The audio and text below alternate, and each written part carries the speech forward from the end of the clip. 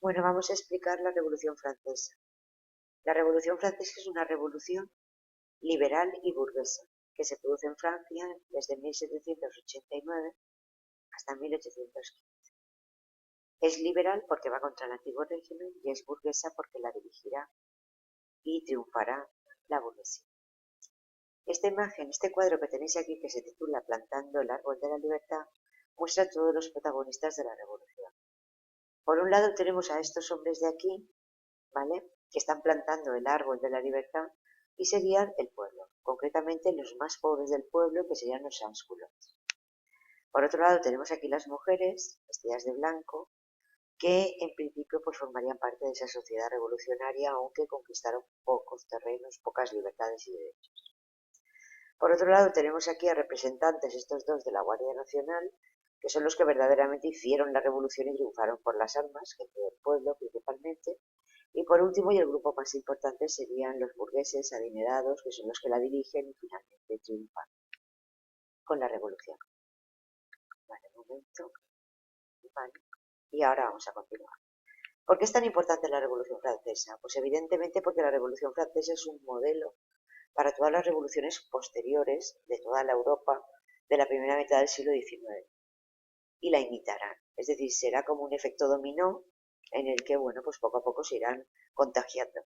Y por eso se dice que la Revolución Francesa es el hecho que supone el inicio de la nueva edad, de la edad moderna. La Revolución Francesa comienza, ¿vale? El significado, lo estamos viendo ahora, comienza con una lucha contra el antiguo régimen al que quiere derribar. Y aquí tenemos una caricatura donde vemos a un campesino propio de antes de la Revolución Francesa, que lleva sobre sus espaldas, es decir, gracias a su trabajo viven la nobleza del alto clero, entonces serían los estamentos privilegiados. Por lo tanto, los revolucionarios, que ya hemos visto que son tanto gente del pueblo como burgueses, quieren acabar con esta sociedad estamental en la que estos dos, nobleza y alto clero, son privilegiados, mientras que la burguesía y el campesinado no lo son. Quieren también acabar con el control económico y la falta de libertad económica propia del antiguo régimen y también con la monarquía absoluta.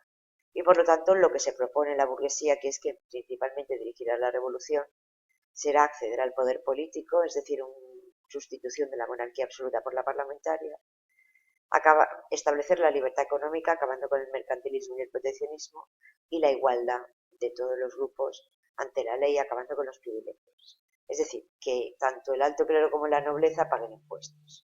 Para conseguir su triunfo, se enfrentarán, se aliarán con el pueblo, con este campesinado, burguesía y pueblo, y por un lado la burguesía hará la revolución política en los despachos, mientras que el pueblo será quien pues haga la revolución popular. Vale. El rey contra el que harán la revolución en ese momento le toca, vale, pues a Luis XVI, rey de Francia, que lo tenéis aquí. Bueno, ¿cuál es la chispa que enciende la pólvora, que hará estallar la pólvora? Pues evidentemente una serie de malas cosechas que hace que el pueblo esté pasando hambre y se la juegue en la revolución, a pesar de poder perder la vida. Y en segundo lugar, la situación de Luis XVI o del Estado francés, que es lo mismo porque es absolutista. Y es que está en un estado de bancarrota, de quiebra total y no puede pagar impuestos. No puede pagar lo que debe, perdón. Entonces decide como solución hacer que los privilegiados paguen impuestos. Y ahí está ya la revolución. Vamos a ver las fases de una forma muy, muy, muy corta. Bueno, tenemos 8 fases.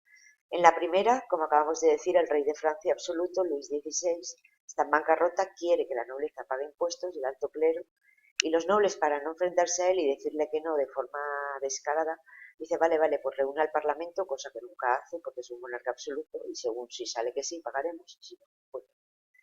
En la segunda fase ya no hay absolutismo, ha triunfado la revolución, luego veremos cómo, y entonces ya se establece una monarquía con Luis XVI, pero parlamentaria y constitucional, es decir, ya se redacta una constitución y ya se establece que será el Parlamento que tenga el poder legislativo y por lo tanto la revolución burguesa ha triunfado.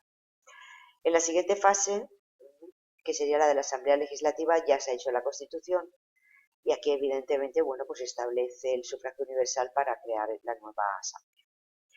En la siguiente fase, el rey intenta huir, ¿vale? En la tercera fase el rey intenta huir hacia los países absolutistas de Europa para acabar con la revolución burguesa y volver a poner la monarquía parlamentaria, pero lo pillan los revolucionarios, lo devuelven a Francia y es juzgado. Y entonces ya la siguiente fase acaba con las dos de monarquía y se establece una república parlamentaria. Durará 3 años, del 92 al 95, y se le llama la etapa de la Convención Nacional.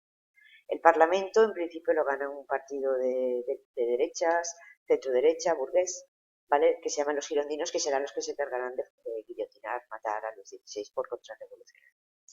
Luego, en la etapa intermedia, 93-94, la República es gobernada, o la mayoría en el Parlamento la tiene, por primera vez y última, un partido del pueblo.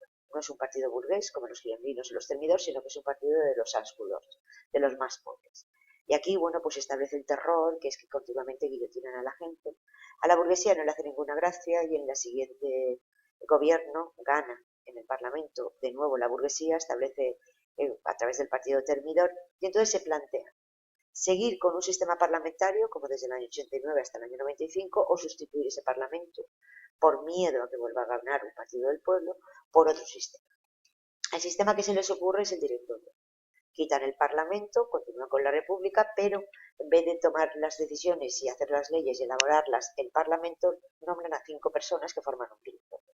¿Cuál es la excusa? Pues no van a decir que no quieren que gobierne el pueblo. La excusa evidentemente es pues que sean rápidas las decisiones con la guerra de Francia con Europa.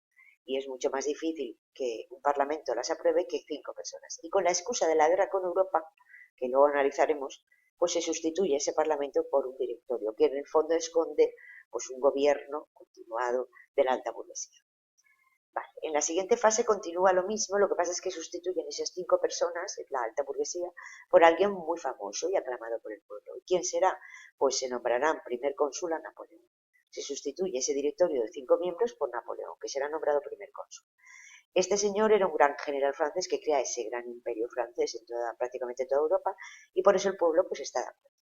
En el año 1804 simplemente es un cambio en el que Napoleón es nombrado emperador, hasta el 14, en el que pierde su imperio, pierde toda Europa, y entonces acabamos con la revolución, con la octava fase en 1815, en el que será de nuevo establecido el antiguo régimen, es decir, la monarquía absoluta con Luis XVIII.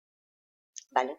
Esta monarquía absoluta intentará moderarse y establecerá un régimen de carta otorgada que luego veremos, que es ni blanco ni negro, ni monarquía parlamentaria ni monarquía absoluta, y que más tarde veremos. Espero que os haya servido de algo esta explicación y luego pasaremos a analizar etapa por etapa.